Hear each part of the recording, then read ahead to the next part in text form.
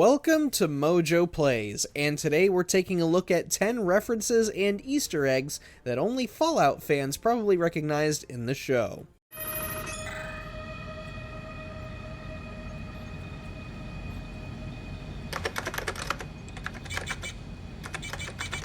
Before we begin, we publish new videos all week long, so be sure to subscribe to MojoPlays and ring the bell to be notified about our latest videos. The Junk Jet.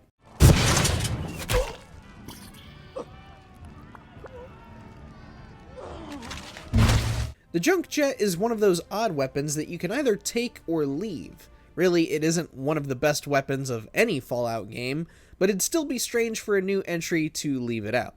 So it was nice to see that the show made sure to include it in at least one episode. It actually makes an appearance in the very first episode, funny enough. One trio of raiders roaming the wasteland carry a junk jet around, firing it at anyone blocking their path. They did not last long before the ghoul took them down.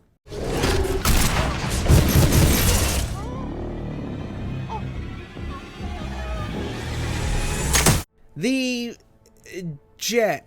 For those unfamiliar with Fallout, no, there was not another junk jet that was just a jet. There is really a substance people in Fallout use called jet.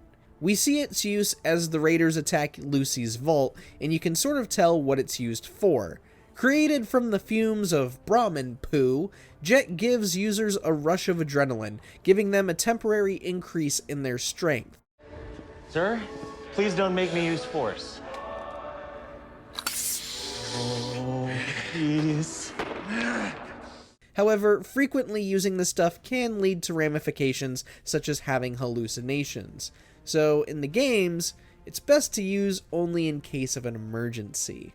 Assaultrons? Listen, you need to go home, miss. Vault dwellers are an endangered species here. In the second episode, we are given a montage of Lucy exploring the wasteland, and a rather lengthy montage at that. While in the middle of a sandy desert, she comes across the buried husk of what seems to be a robot. But Fallout fans know, that is no ordinary robot. That is an Assaultron, one of the deadliest robotic enemies of the wasteland, right behind RoboBrains. Was this cameo hinting at what's to come in Season 2? Hold still now. This won't hurt a bit. Youre Special. Go ahead and give the vigor tester a try. We'll learn right quick if you got back all your faculties. While many Fallout fans will know the term special as an acronym for the 7 key stats for characters, the games do directly address it in albeit a more PSA self-help manner.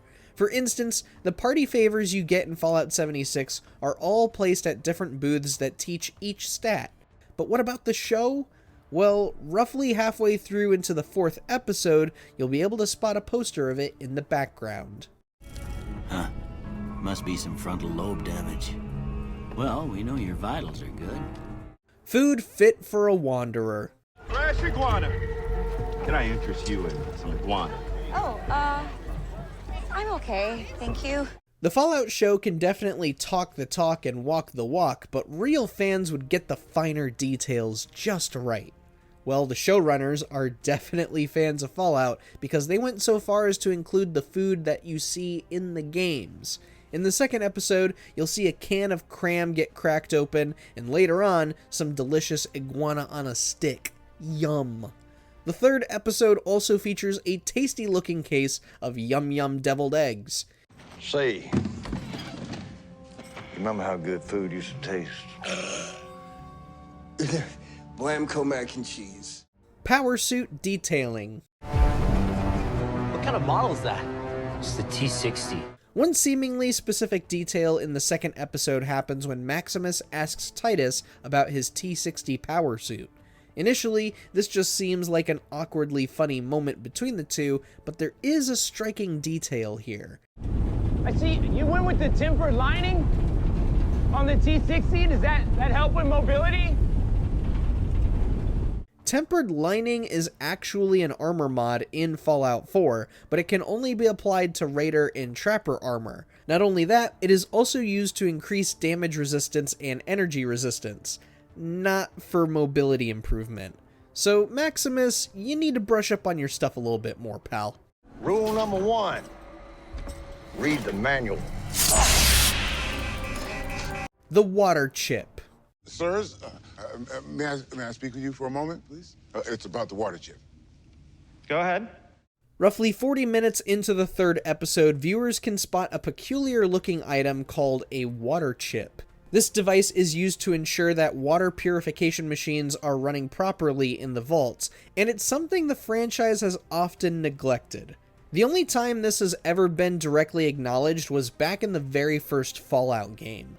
The main story involved your vault's water chip breaking down, forcing your vault to send you into the wasteland in search of a new one. A water chip is obtainable in Fallout 2, but it doesn't serve much of a purpose, really. Let's hear it. Okay, well, the water chip is destroyed. The vault only has enough water to keep our population alive for 2 months.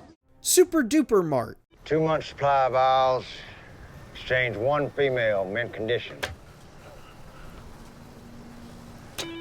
Near mint condition. The second we saw this location in the fourth episode, we could hear all of those Fallout 3 fans screaming in excitement. Truth be told, it isn't something truly specific to Fallout 3, it's just another one of the franchise's many fictional brands. But it sticks out to some of us because one of the earliest missions in the game involves entering a desolate Super Duper Mart that is hiding a group of raiders. Not much happens here, but the layout is unique enough to resonate with us. Plus, some of us did manage to get that Protectron to off them all for us. It kind of shows all of the unique and different approaches Fallout 3 allowed us to take in combat. You're selling me? You got problems out here too, sweetheart. Best you try your luck behind that door. Mr. House. There's a lot of earning potential with the end of the world. But we're talking about making a significant investment based on a hypothetical. On the surface, the meeting with Vault Tech and various other businessmen looks to be nothing more than a sinister meeting of executives. However, there is one familiar face in the room that had us fans freaking out. That CEO of Robco with his fancy getup and bushy mustache? That man is Mr. House, and as his talk implies, he's a gambling man. Specifically, a gambling man ruling a city of casinos with an iron fist. The only difference here is that he doesn't seem to have been computerized yet like a corrupt Walt Disney. But given how much time passes between then and the events of the show, could things have changed?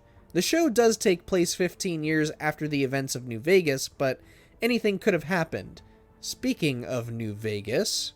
Back to Vegas, shall we? I really should do something about that monorail with all the new resources at hand. I can make sure it not only runs, but runs on time. New Vegas. Even till eternity. To outsiders, that final shot looked like it was just a hint of a new setting to expect in the show's second season. To longtime fans, though, it was so much more. That city, shown in the final moments of the first season, was none other than New Vegas, the most famous and popular setting among Fallout fans.